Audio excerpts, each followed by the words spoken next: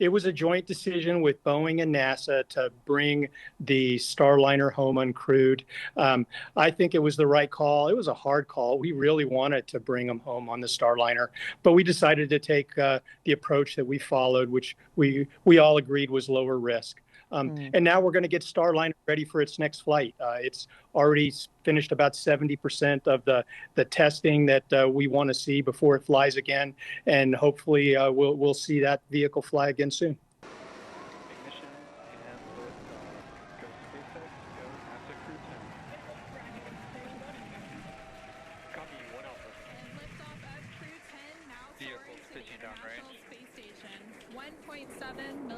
Of thrust now propelling Falcon 9 and Crew 10. And we're continuing to get good call-outs on the first stage performance so far. And there you can see on the left-hand side of your screen, the crowd is going wild. There on your screen you can see that. Build relationships, choose cooperation, and believe in the inherent goodness of all people. Screen, there's Roscosmos cosmonaut Kirill Peskov, NASA astronaut Nicole Ayers, NASA astronaut Ian McLean, and then far on the right-hand side of your screen is JAXA astronaut Takuya Onishi. People choose to do the harder right over the easier wrong. Build relationships, choose cooperation, and believe in the inherent goodness of all people across the world. To my family and friends, without you, I would not be here.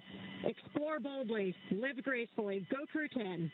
And over to pilot Nicole Ayers.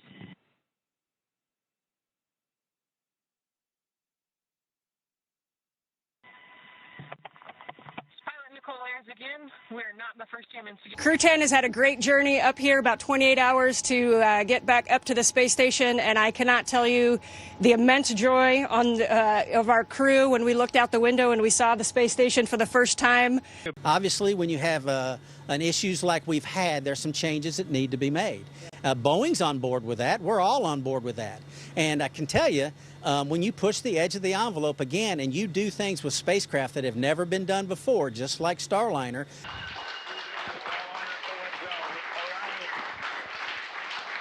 Coming through in her blue flight suit.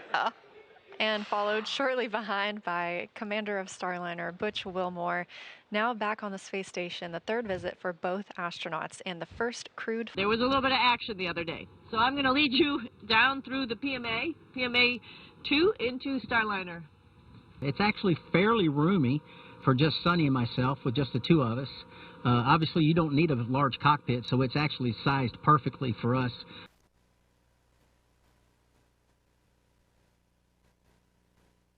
Sonny. Yep. Got it. Plug bag is on my BRT, closing the thermal cover. Larger RU bag is... All sorts of stuff. Maybe you would call it games, maybe you would call it work, but you know, just being in space is a lot of fun. You can look at things a lot differently when you're up in space. I'm going to float away. Commander Matt Dominic as she gets suited up in her seat, ready for undock. For going to space, the main things that happen to people are there's an adaptation phase that happens right away when you get up to space. The components of that are some motion disturbances that can lead to basically a kind of motion sickness in some people. So that's one of the reasons why exercise is such a big component of any crew day on all the missions that we fly, because as soon as you enter that weightlessness environment, your body starts being responsive to that, and those the calcium loss and the strength loss and the loss in the ability to work. 偷偷告诉大家，我最近发现了新法宝 Royal Face 逆时奇迹系列，它有活肤露、全效精华，还有精华霜。尤其我皮肤比较偏干，所以我非常的注重保湿。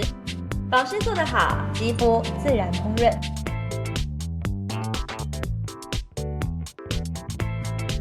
提亮肤色更年轻。抚平皱纹超有感，而且气色变好。用心保养，每天都更美一点。